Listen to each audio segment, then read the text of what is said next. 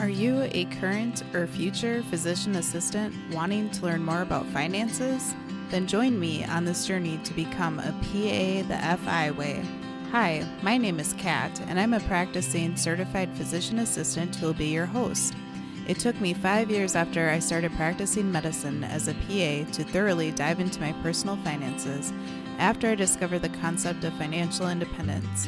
I want to use what I have learned to help you avoid some of the financial mistakes that I have made while sharing some of the financial wins that I have had along the way.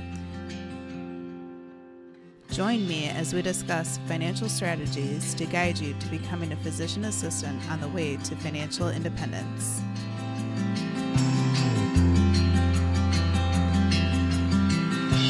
Welcome back, everyone, to the PA the FI Way podcast. I'm your host, Kat, and I'm really excited for today's episode.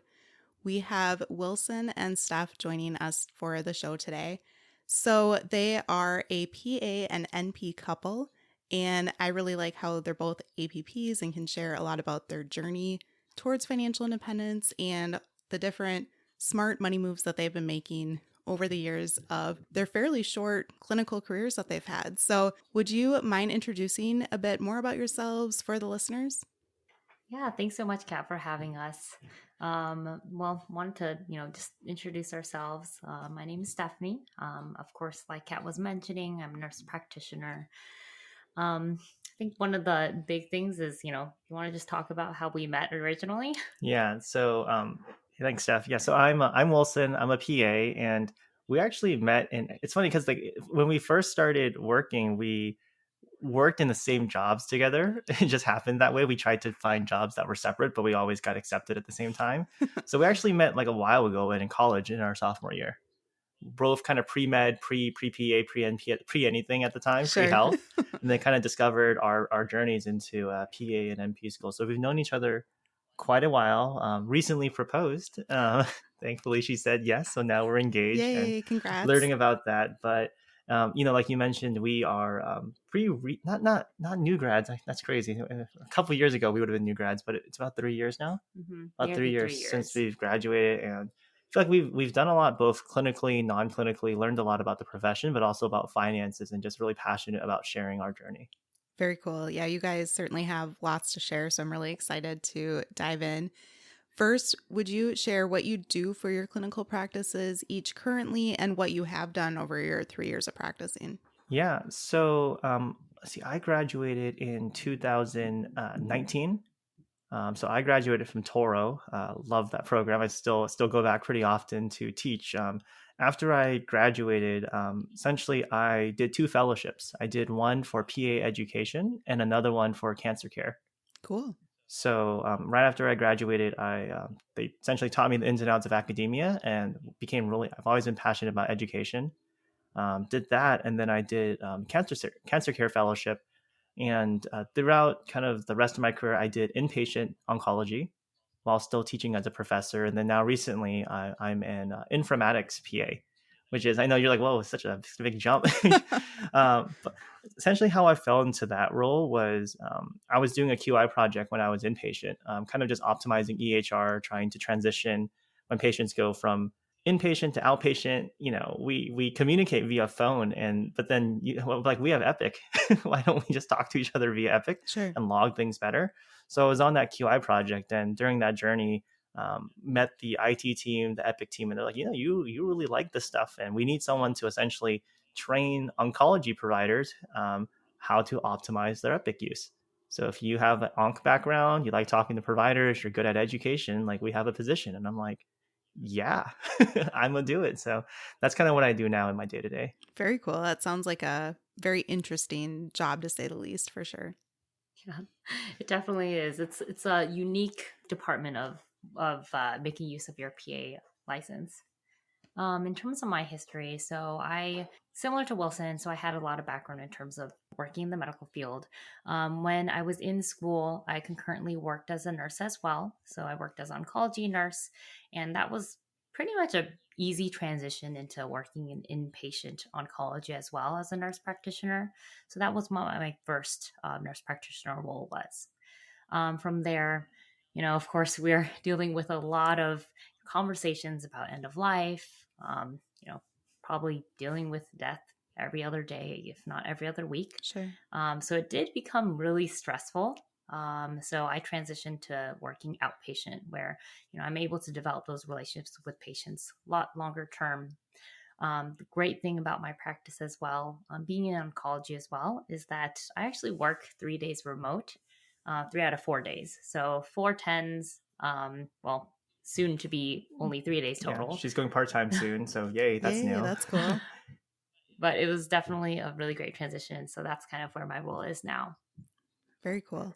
Do you mind sharing how you coped when you were doing inpatient oncology? Do you feel like you were noticing signs or symptoms of burnout, or how you were able to manage that? Because I could really imagine that would be quite difficult as a provider. Yeah, I think what helped, it's kind of like a pro and cons that we worked in like sister departments. Originally, we were supposed to be on 2 different units, 2 different floors, and then they merged our units. So I'm like, Oh, oh, sure. here, we're back together. We're back together again. Guys can't stay Hello. apart. Can't stay apart. But I would say like that's helpful that we were in the same field so we could understand what we were going through. But then it also ended up being everything we talked about. Sure. And I think like honestly, probably the first sign of burnout and was probably like other people would tell you, because we it would be normal between us.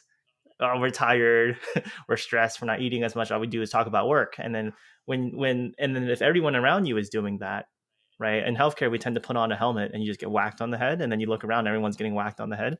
So then it's normalized, and then you talk to people outside of healthcare, and they're like, "Y'all are crazy! Like, Right. like what are you going through?" But Yeah. what was helpful in oncology is it is a very rewarding job.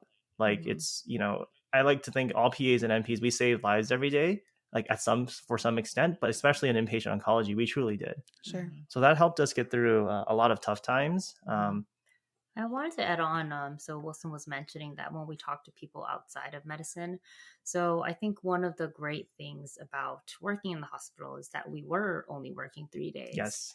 So on the other days that we were off, I actually started picking up some real estate stuff and learning about that, networking outside of medicine. And it was really enlightening, Yeah. talking to a lot of people too and seeing what's out there. Yeah, and that's when I Sure. started dabbling in like non-clinical stuff. We can talk about. Did some health tech work, so like working in like the health tech industry and also starting a business.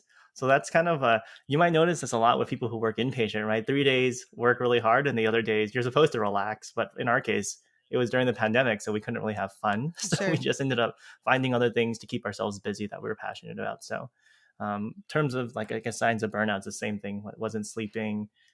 Other people would tell us, "Hey, you seem a lot more tired. You're a little bit more stressed. You're not yourself." And then at the time, you kind of deny it, and then when you look back, you're like, "Oh, it's Sure. definitely burnt out." But we found ways around it. Grateful we had each other. Grateful we had family and friends who will look from an out perspective, and they'll try to take care of other things for us. Like my mom would cook, and then she'd clean, and I didn't even appreciate these things until like you're kind of out of it, and you notice, wow, it's nice to slow down a little bit Yeah. too. Yeah, totally. It's great that you had each other for support and then outside support as well. Totally. Mhm. And then let's go back to when you guys were new grads. Since this is a financial podcast, if you don't mind sharing, how much student loan debt did you each graduate with? So for me, what I would say is I originally probably had around 150K worth of student loan debt. And for me, my goal was actually to graduate. Like my goal was to graduate with no debt at all. So, and I knew it was possible, at least because I knew in undergrad, I applied to every scholarship that existed. And I'm like, this is probably doable in grad school too. Like I know someone's done it. And I looked at like some of the other scholarships that exist out there, like the NHC scholarship, right? There's all these other ones. There are some schools like Chapman now that like will like pay off your entire tuition, which is amazing. Yep. But for me, I essentially had the mentality that like, even if I can't pay off my debt during PA school, I was gonna, essentially save a lot and pay everything off afterwards and just like be frugal. But during PA school, I wasn't gonna go down without a fight. So I literally applied to like over 100 scholarships. Wow. And I only got 2 of them. I only got 2. I was not even, I didn't, and then those 2 ended up paying for, I would say, like 90% of my tuition. Great scholarships. Really Wow. big scholarships. I actually didn't even, like the last 2 I applied to, like I got, and then the big one I was runner up, and then someone else kind of got disqualified, so I ended up getting it. Okay. Sure. So most of it was covered, and then I also worked during PA school, so I was a PA tutor, Okay. peer tutor. I also did study hall monitor, which was the best job. I just sat there and studied like everybody. Nothing really to monitor, just hand out snacks every now and then. Right. So, and then after graduation, I did like that. After graduation, I did the education fellowship. So then Sure. I had a stipend for that. Okay. So by the time before I started my first job, I paid off my loans. Okay. That's amazing. So to clarify, you graduated with 150,000, but you got those scholarships that knocked off the majority of that. That wasn't after the scholarships. Yeah, they refunded it. Okay, cool. Were any of those scholarships some of those programs that have a lot of strings attached, or not necessarily? Yeah, so it wasn't. It was the SDS scholarship. So it was what is it, SDS, or it was like it's a HRSA scholarship. So like a health corps one. Like certain schools qualify for it. As we'll probably talk about later, we came from a low socioeconomical background. Parents were immigrants, so based on that criteria, like I qualified when I applied for it. So that happened to be a very generous scholarship that with no strings attached. Nice. That's awesome. Some of those scholarships, they sound great. And then, if you dig into the weeds and look into the information, it can be like, well, can seem more like a ball and chain, so to speak, than a blessing. Yeah. Absolutely. So definitely have to do your research and look into the fine print. For sure. And do you mind sharing stuff? Yeah, I had a slightly different path. I think one of the things I wanted to first say is that I was extremely lucky that my parents helped me with my undergraduate.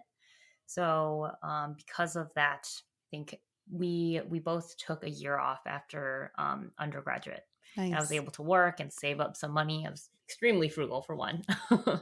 And then also when I started graduate school, of course, I went to a private school, Northern California. It's called Samuel Merritt. So it's very, very expensive. And pretty much like the moment I was accepted, I knew that, man, I got to like work or something to help pay this off because I didn't want to be stuck with so many loans. And this wasn't something I really thought about too much in depth until, of course, financial aid comes in and they're like, yeah, you want to just sign this box to take out $30,000 in loans for this one semester. So it was pretty shocking. But after my program was set up so that after the first half of the program, we got our RN license. And then I had the choice to work full-time as a nurse versus like just going to school.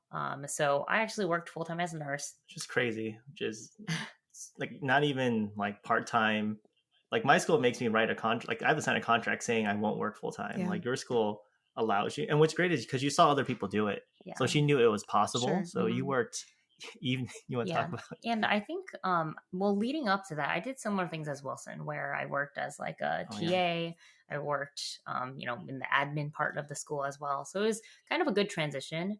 But working full-time as a nurse and then going to school and doing clinicals during the daytime. I did work nights. So there were times when I would have pretty much 24-hour shifts. Yeah. Would be falling asleep during class, which is probably not recommended. That sounds brutal. But yeah. It's honestly can't believe like you did that. Like when we talk about it, it is crazy. Like would have to drive from rotations, then go back to work, and then from work go back to school. And she was working inpatient oncology as a nurse, night shift. So it was. Yeah. I mean, I think that, to lead into that as well, while I was working as a nurse, we had a lot of discussions about being purposeful about also increasing my salary. Yeah. So my first job as a nurse, I only worked there for about 4 months, but I would drive like 90 miles one way because it was worth the pay.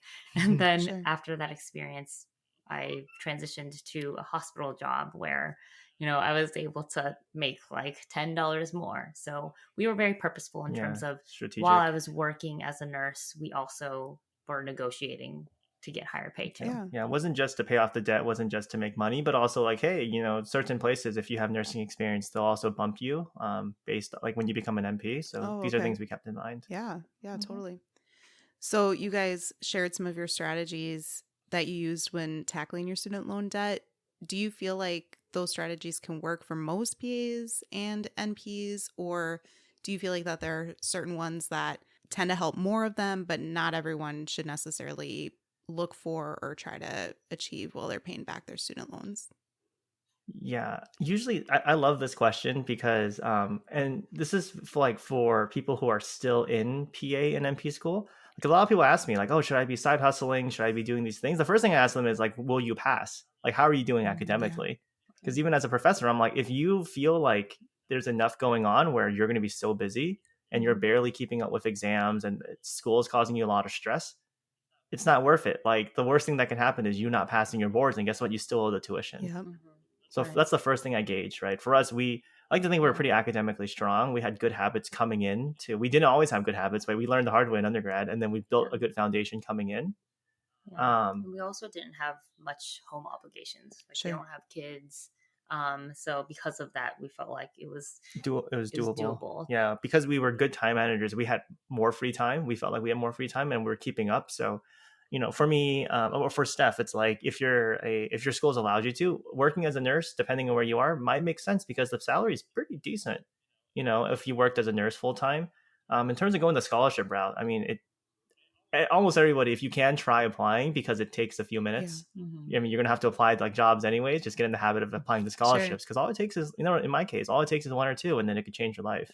Yeah, that's amazing. So it's worth doing. But one thing I do with a lot of graduates afterwards is saying, hey, when you're in, if you don't want to like work a job, if you don't want to apply to scholarships, the biggest step I give people is just like if you're taking out loans, try to take out federal loans as much as possible, because coming out, there's a lot of strategies you can use. It's very flexible. Yeah.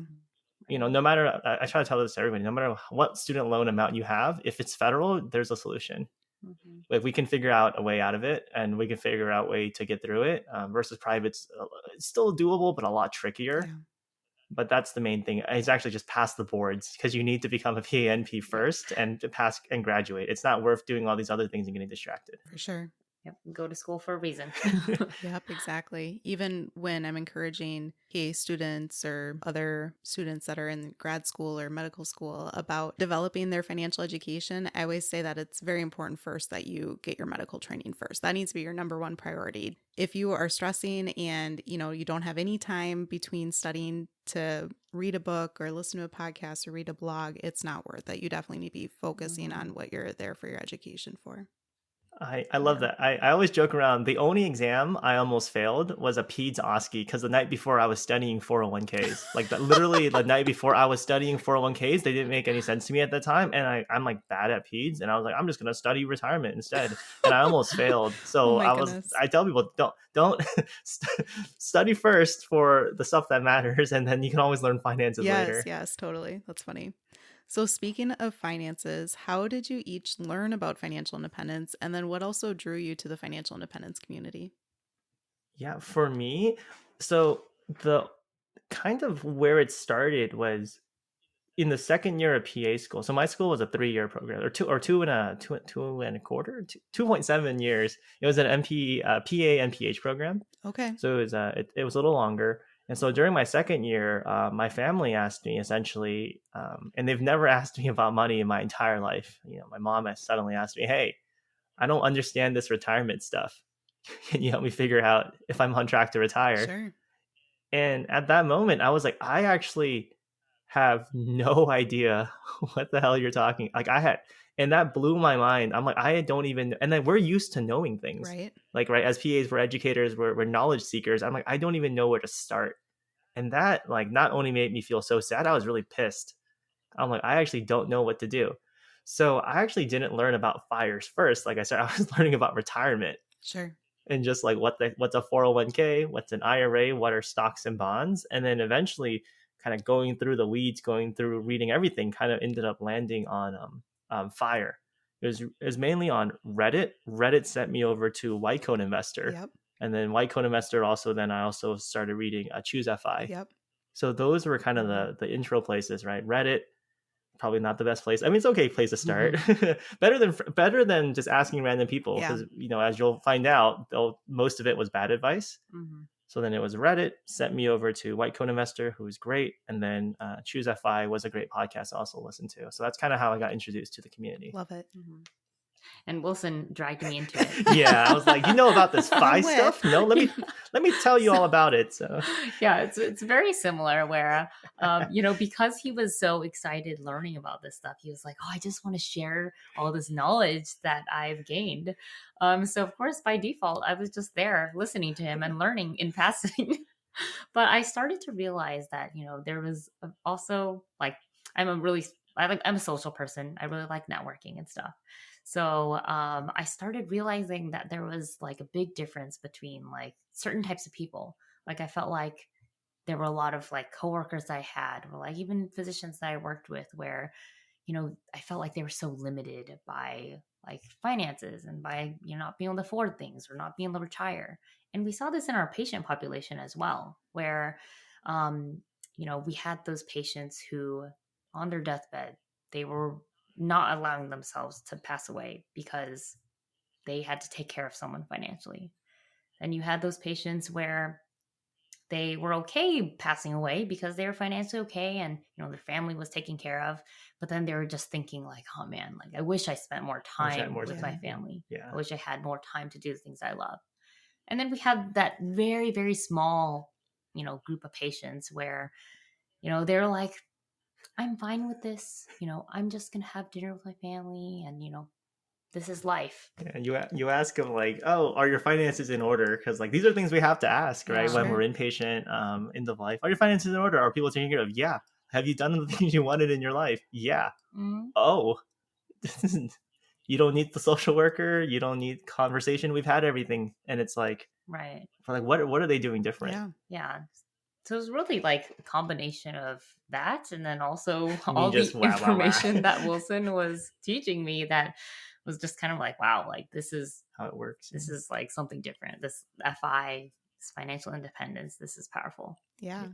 Well, it sounds like you had an interest with that. So, in some couples, there's only one person that's interested. Other couples, it will be two of them. But I think that it's a little bit more unusual when both are interested eventually. So I think that that's really great that you're able to get on board with Wilson, Stephanie. So that's cool. Yeah. And then also you guys touched on time. So yes, time is life's most precious, non-renewable resource, which I learned through the Choose FI community. And that's how I learned about FI as well, by being directed towards their travel hacking podcast episodes. And I actually took a podcasting course from Jonathan. So I really love that as well. And the White Coat Investor is a wonderful resource too. So those are all great resources as well. So I think that that's fun how there's all these different types of people that you can learn from and different avenues that you can learn. Some people do really well with reading. Some people do better with listening. And so there's all different options of how you can learn to become more financially literate with time.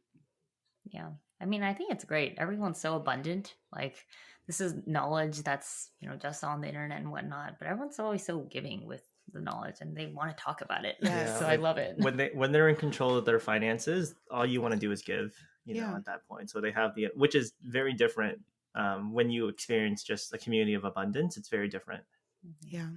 And I liked also, Wilson, how you express your frustration of, you are in your master's training in grad school and someone asks you a finance question and you're like, what in the world? Like, why do I not know this? And it really is amazing. They don't teach any of it. They could start some personal finance education as early as elementary school. And, I had none of it: elementary, middle school, high school, undergrad, and then grad school.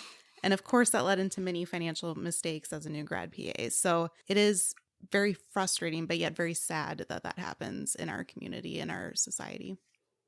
Yeah, absolutely. But, on the flip side, now that there's more people like you, right, and hopefully us starting to raise awareness, because I would say now there is way more people talking about finances. It's still a very small group, but I feel like it's a lot bigger than it was a couple of years ago. For sure. I think that it's growing, and it's really fun to always meet new people that are into it as well, because we can nerd out a little bit together. Absolutely. Because people look out from the outside and they're like, y'all insane. Totally. But I mean, just to go off of that as well, I wanted to also agree that growing up, neither of us had learned anything from our parents either. Sure. I learned that throughout my childhood, there have been bits and pieces where my parents have like mentioned something, but they never formally taught us at all. And then, of course, in schooling, no one talks about finances. They teach like the opposite Yeah. of what you should be doing. Yeah, I think both our parents were immigrants. So then, the main thing we learned was to be frugal, Sure. which actually is like half the battle, which Totally. we're really grateful for, but also so frugal and savers, but then not investors. Yeah. So that was probably the biggest thing. Like they still got money in their, like if I went upstairs, looked in the mattress, like we probably have money somewhere tucked in. I think in college, if you asked, or in PA school, before I learned about this stuff, if you asked me where I would put most of my money, because I'm like, oh, when my paycheck comes in, I can't spend the whole thing. Where would it go? In a bank account? Yeah. Like that's literally all I knew, and it's not wrong, but it can only take you so far. Yeah. So, with your parents being immigrants and coming to this country essentially penniless and them not giving you formal financial education, how do you feel like that shaped your money mindset to start with? And then conversely, how do you feel like you're able to switch over to a better money mindset with time? Yeah, I think for me, it was, man, I feel like now that we've learned a lot, it's like at least on from my side, I feel like there was a lot of money mistakes they made, but it wasn't necessarily their fault. It was really like a financial. I truly believe like if you teach people someone like if you teach someone finances the right way, it's really hard to make mistakes. I mean, it's tough because finance is the reason. It's if you look at it from like just a pure objective standpoint, it's actually really simple. It's just math, right? Finances, but what's so hard about it is it's lifestyle and it's emotional. It's kind of like diabetes, right? Diabetes makes sense. Just stop eating bad food, right? For the most part, but you can't change it because it's embedded in your lifestyle. So with for me, for my family, one book we recommend a lot, and one book that changed our lives was Rich Dad Poor Dad. Yep. Right. And a lot of people resonate, us included, is our parents were a poor dad essentially. Not in a bad way. It's just that there's only one right way, it's traditional way, right? Go to medicine, 6-figure job, save, and just work your butt off. And so that was really ingrained into us. And it wasn't until we started learning these other things that I really fought against or challenged like what we grew up learning. And then afterwards, running the numbers, meeting people who are doing it the other way, right? Chasing, who are more financially literate, and the things it's more consistent. That's what I find. The people who learn the same way and are more financially literate, the recommendations they give very similar, and especially like Millionaire Next Door. That's the other book I read. I'm like, oh, we all share very similar traits. So in the beginning, it was really hard to undo that mindset because you talk to people and no one knows what the heck you're talking about. Mm-hmm. So that's why now we surround ourselves with people who are pursuing FIRE, who are interested, and it feels more normalized. But it was really hard to kind of like, because you're told one thing your whole life, and then even your closest friends and families think this other thing. Yeah. Yeah. And I think one thing I wanted to add on to is, Wilson has, referred to a lot of different books and stuff. So one thing that my parents were pretty big on is that, and, in their generation, this was very common too, is that they really learned from word of mouth. They just learned from like who was immediately around them. So one of the things that, we've really learned is by optimizing, or a way to optimize our financial knowledge is really, reading a lot of different books, kind of cross-referencing our information. Yeah, get as much data points from people that are not related to. It's like, oh, I know a guy who says the same thing. It's like, of course he's going to agree with you because you know the guy. Yeah. But we tried to find as many different books, authors, podcasts, blogs of people who probably weren't related, or like it's not one giant chain. Yeah. And we cross-reference, and if you look at all the stuff they spit out, if you look at the same, we all say the same thing, right? Spend less than you earn, invest the difference, and stay the course. Like that's it. Like that's literally FIRE in a nutshell. Yeah. And they all said the same thing. And then later we started meeting people who were doing it with us, and then that's when we knew, we're not crazy and this is real. Cool. Yeah, I love Rich Dad Poor Dad and Millionaire Next Door as well. Those are wonderful books. And if any of the listeners haven't checked them out yet, I'll include a link to them in the show notes where you can either purchase them or check out the audio version as well through Amazon if you haven't read or listened to them already, because they're both really good resources for sure. Mm-hmm. And then you have practice in both remote and non-clinical roles. So could you share what you enjoy about remote roles as well as what you enjoy about non-clinical roles? Yeah. So I think remote roles stood out to us. I mean, I'm biased because I'm introverted. So I mean that itself speaks for itself, right? I just want to hang out with my cat and just like not be bothered by people. Doesn't mean I'm not like great in person, right? I like to say I can be a functional like extrovert, like a functional introvert if I have to Sure. be, but I don't mind being at home and working. I'm just as good. But part of the remote aspect for me was it also gives you time freedom and also location freedom Yep. where we didn't really have that inpatient, but we had a taste of it because we only worked 3 days. So the other days, we could do other stuff. So I'm like, this is really nice. We'll work really hard, but then we could also do other things on our days off. So I'm like, but what if you can blend the two? Like, I don't have to die and then relax and die. Like, that's kind of like this, what I mean? It's play hard, Yeah. work hard, play hard. Like, I'm tired of doing that. So can I just like work normal Yeah. and Yeah. play normal? So remote work, really that was really appealing. My job is remote fully, so I'm non-clinical, which I'll talk about in a second, but yeah, I'm on the computer and then we can work from anywhere for the most part. And then same for you because you Yeah. do telemedicine mainly. Yeah, so I would say that remote work from an extrovert. Oh, that's true. Yeah, So it's not an easy adjustment for that you. definitely was something that I had to adjust to at first. I'm kind of, the kind of person where I'm like, oh, I really like talking to my teammates. I love the culture. So I do gotta admit, the first few weeks, I was like, You trapped me in a "Mm." box. I'm just in a box all day, and I'm like, it's great, isn't it? It was literally, I was in a room with no windows. Oh no. And the cat wasn't enough company, right? She wasn't in the room Oh, with no. me. With me. So he was hogging the cat and the windows. How rude. I know. So it definitely was a adjustment for me at first, but I began to learn that you can definitely foster a lot of relationships remotely as Sure. well. And I think, the whole pandemic has really taught us that as well. But I think the most appealing thing that Wilson also had mentioned is that it really opened up a lot of doors for other things. So I think when we first started in our jobs, our first priorities was, we got to work really hard. We got to be amazing at our jobs and continue to work up the clinical ladder. And the more overtime that we work, the better we are. But then kind of shifting our mindset where it's like, well, I mean, work is really amazing, but there are also other amazing things in life too. Yeah. Like family, Like family. Your health, your family, sleep. your health. Yeah, exactly.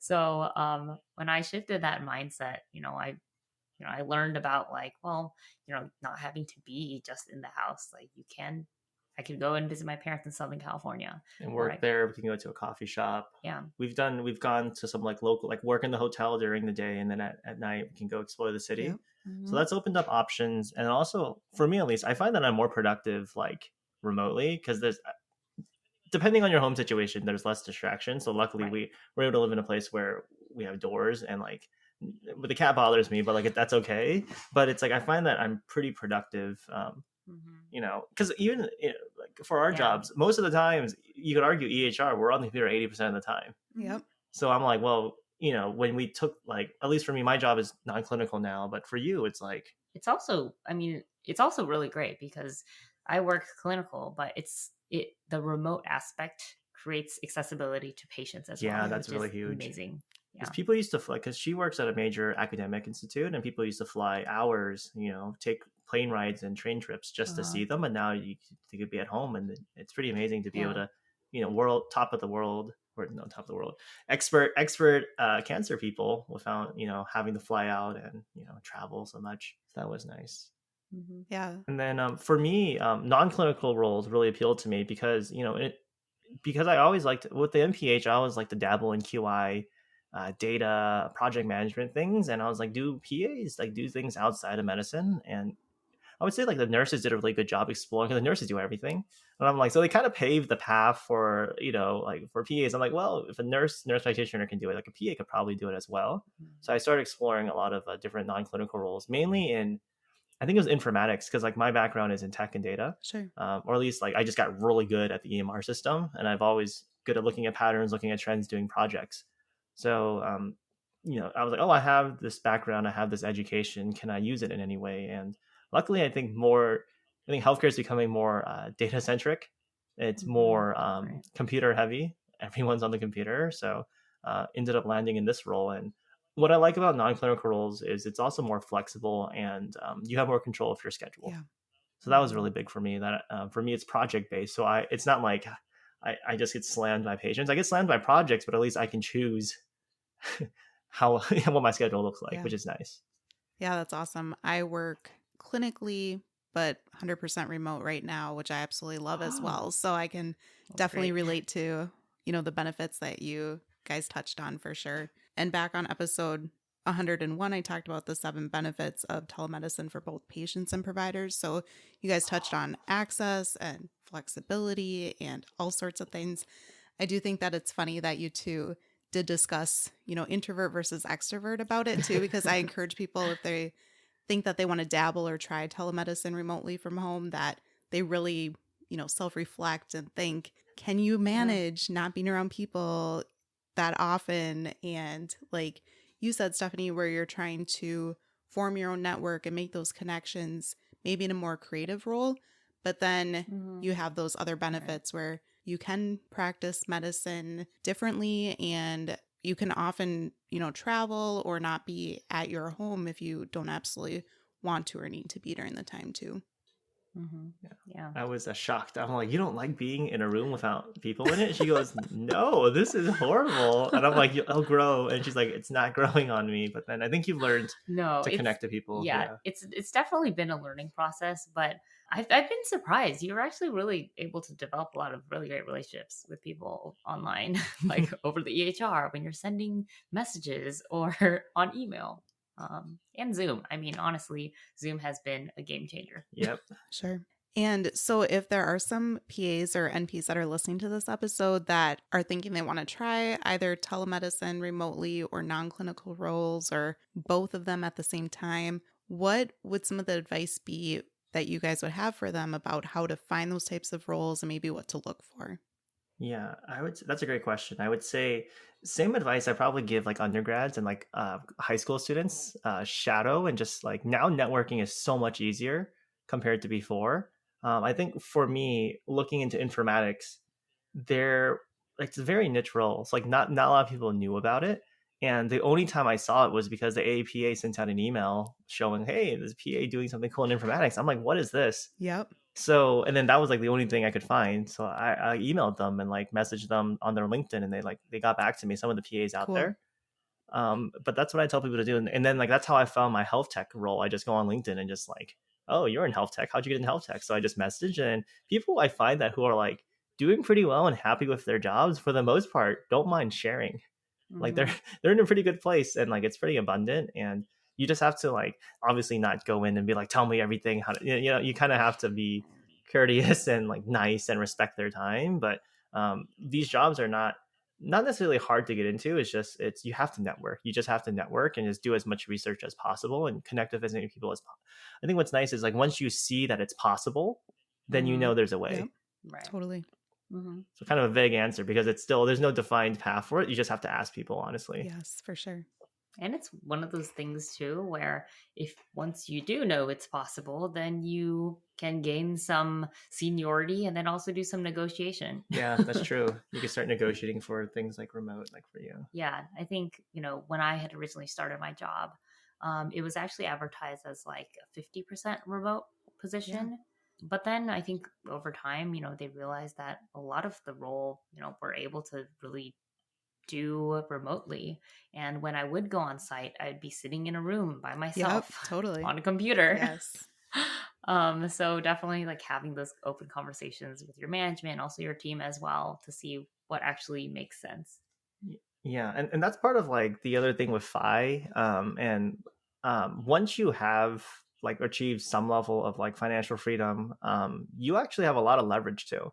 So if you want things Exactly. to happen, like they're like, oh, you can't work remote. It's like I'm gonna quit if you don't let me work remote. And they're like, Exactly. you can work remote. I'm like, really? Like we have to play that game. Right. So it's scary when you're a new grad, unless you have another job lined up. So that's how people do that. Get another job lined up and then not blackmail your employer, but like negotiate hard against them, and then they'll hedge because it's a lot harder to replace you than Right. it is to kind of switch your job. But it's very nerve-wracking as a new grad if you have debt and these things. Yeah. But once you gain control of your finances, these things get easier. Exactly. Yeah, it's not blackmail, it's leverage, Wilson. Yes. Yes. Yes, we love. It's literally leverage. Actually, I did that for my job. Yeah, you did. Unintentionally. I was actually working on doing like a side project similar to Wilson's and initiating that at my current facility. So wanting to do EHR teaching as a side project. Sure. I'd reached out to that team within my organization, and then he had actually said, "Oh, we're actually looking for, someone to do this role. Like, do you want to interview?" So I ended up interviewing. He offered me the job, and then my current manager, found out because, of course, it's within the same facility, and she just like messaged me and was like, "Yeah, like, what do you need to stay? What do you want? Tell me what hours you need. Do you want to work 12s, 10s, 8s, 3 days, 4 days, 5?" That's awesome. It was definitely negotiations. Super cool. Yeah, so if you can't leverage like finances yet, which a lot of us can't in the beginning, you can leverage another job. Right. So leverage another job opportunity you have lined up. Yeah, definitely. And I think most organizations and employers can recognize that it costs a lot of time and money to replace you and that you're a valuable team member.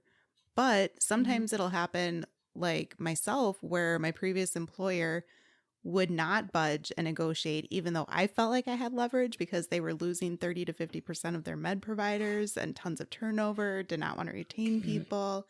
And I was seeing 80 to 90% of people remotely, but they wouldn't budge and let me just do 100% remotely. So it was like, okay, well, like you said, Wilson, where you're not at financial independence, but you're in a good place financially, that you do have that bandwidth and that space of saying, well, okay, by then, I'm going to go find another job. And it doesn't always work, but, sometimes you can negotiate and have leverage within your current role, but sometimes it can just open your eyes and show you that you need to move on to another role. Absolutely. And then you guys have grown an impressive real estate portfolio. So changing topics a little bit here. Tell us why you like real estate investing and how you learned how to do it. Yeah, no, love this question. I usually like starting this off with, for us, like we're very like financially transparent people. So for us in the very beginning, like we essentially started at zero. I mean, a lot of us start at negative, right? But we found ways to mitigate it, right? Steph worked during NP school. I applied to every scholarship known to man. I applied to a trampoline scholarship, for God's sakes. Like, what does that about even mean? Trampoline. It was like, talk about a trampoline. Like, I forgot what it was, but then like, I'm like, there's probably no one that's going to apply to this. Like, I could probably win it. And then like, I didn't get it. I'm like, damn it. It was like for like $1,000, like write about a trampoline, and then you could win this. It was crazy. Anyways, so we did everything we could. And then when you go through the FI community, you're probably gonna learn about index funds. So, investing in index funds, save less than you earn. And we did that, and we did that really well. We probably saved close to 80% of our income. Wow. That's quite impressive. Yeah. Yeah. And it was a combination of, yes, frugality, high savings rate, but we also worked multiple jobs too.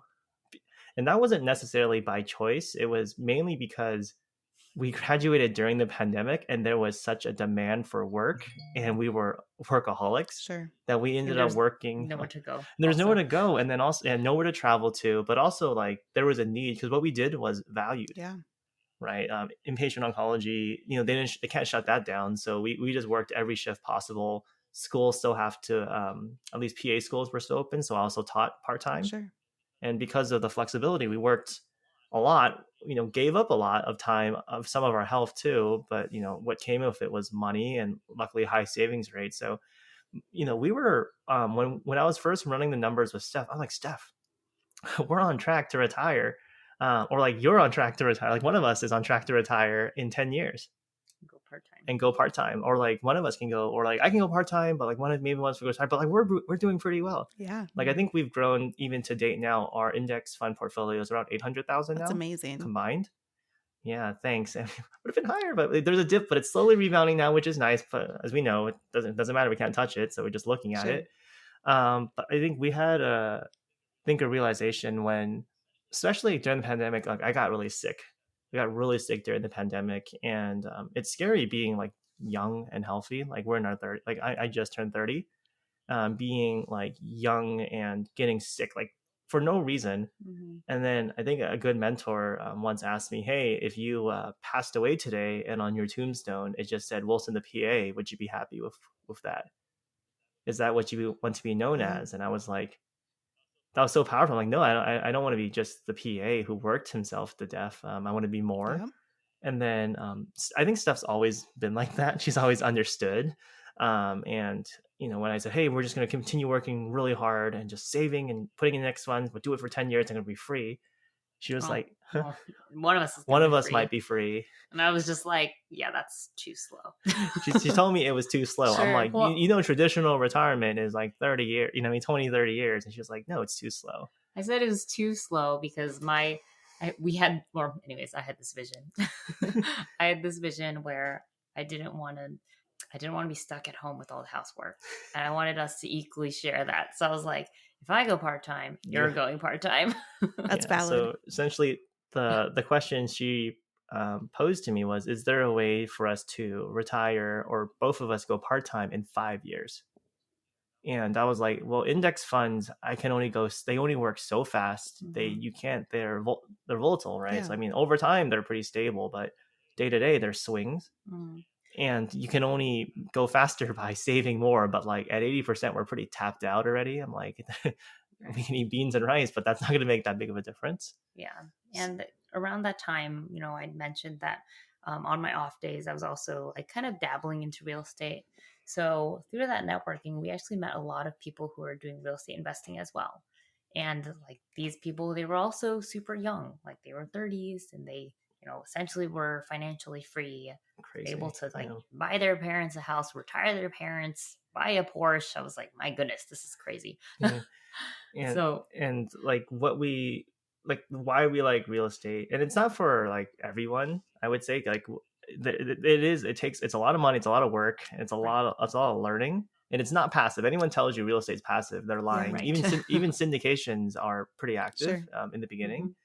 But for us, if you do real estate correct, it is actually the best asset you could buy if you do it correctly, right? In terms of things like cash flow, appreciation, and also tax benefits. They can do things that stocks can't do, but granted, there are way more mistakes than, you can't really mess up an index fund. Yeah. You just press some buttons and, you get it. With real estate, you can ruin lives. Sure. So we did a lot of research and found out if done correctly, and if it fits your situation, real estate can be very powerful. And we had a lot of proof where we met people who did it well. We met other healthcare buyers who did it well, and then we were convinced, hey, a lot of their similar, like we have similar backgrounds, similar incomes, similar goals.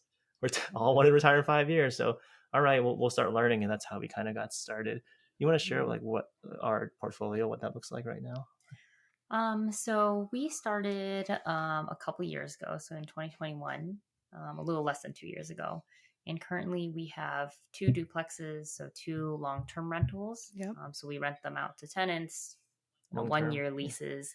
And then we have 2 short-term rentals.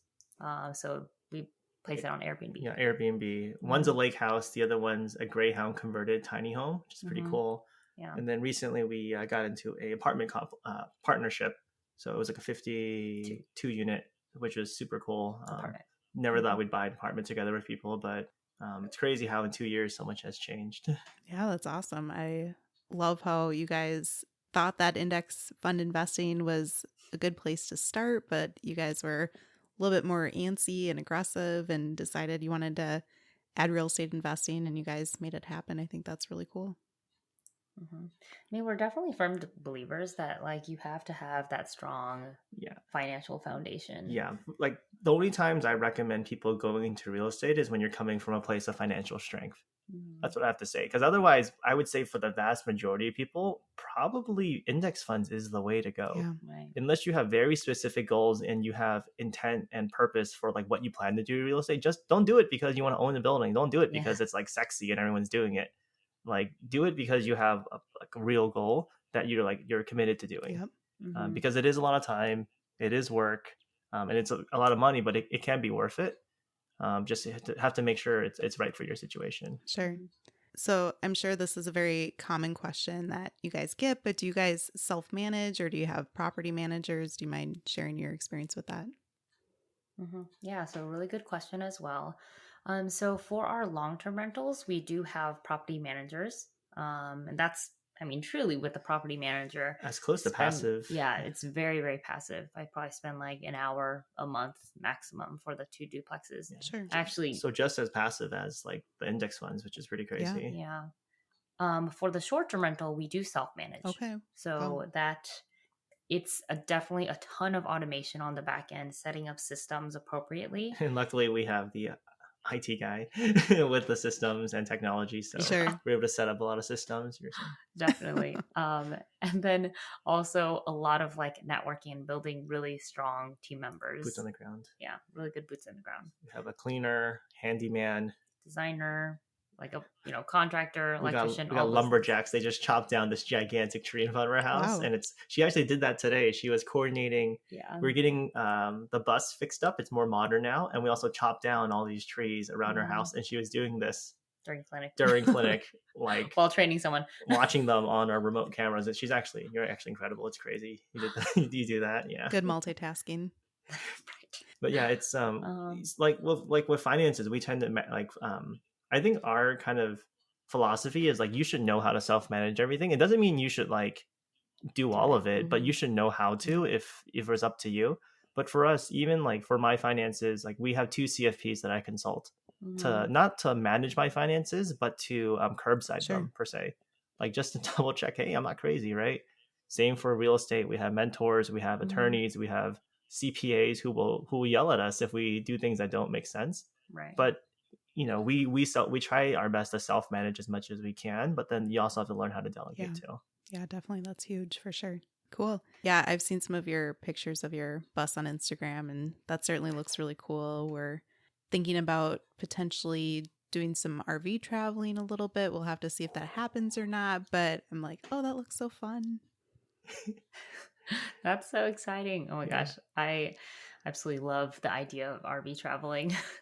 You see different things all the time. Yeah. She had a patient who she saw remotely who was traveling the world. That's awesome. And then they popped out to the side of the road on the RV. Like, where are you? Oh, I'm on the way to down in Arizona or Texas this time. Yeah, this is great because these are like oncology patients, and they're like still living their life, and it's so great. And then she can see them remotely in their RV. It's amazing. Yeah, cool. And then, do you feel as though there are any other pieces of information or other final thoughts that you all have for the listeners today? Yeah, I would say, I think like generally where, even though like I feel like we've accomplished a lot, what I tell people is like, you have to always start with the foundations first. Like, like I do coaching now. I help out a lot of PAs, NPs, and I say, like, I actually won't move forward for a lot of people unless they get the fundamentals down.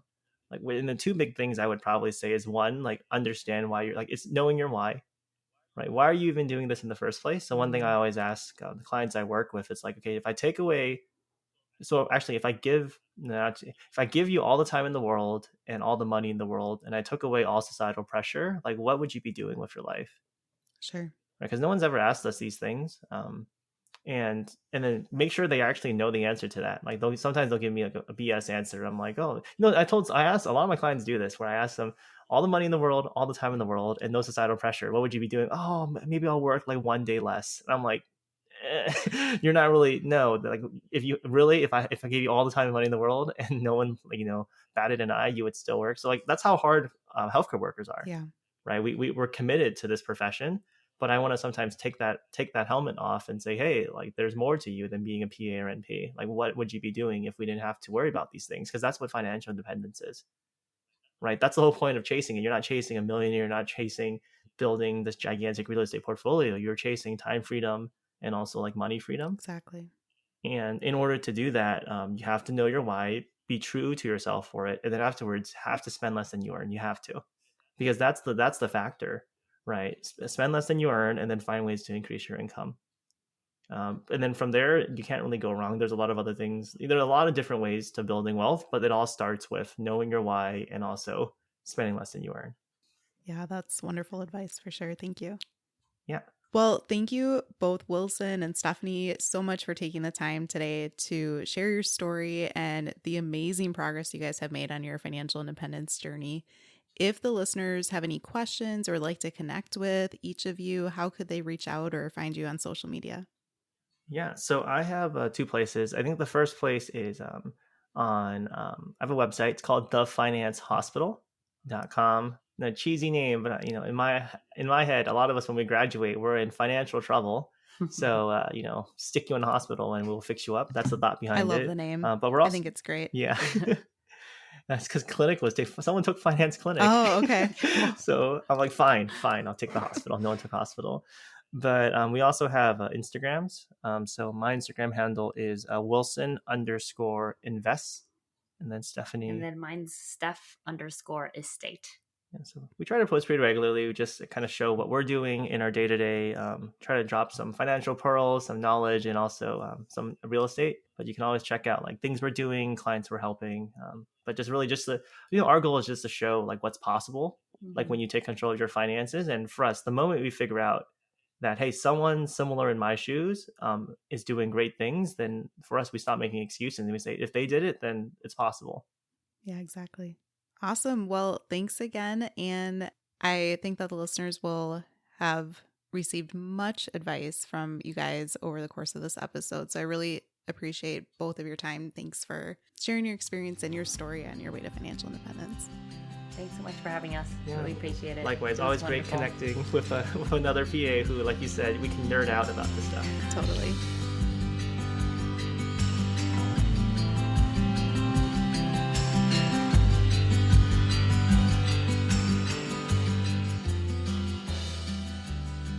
Thank you for tuning in, and I hope that you decide to continue to join me along this journey of becoming a PA the FI way.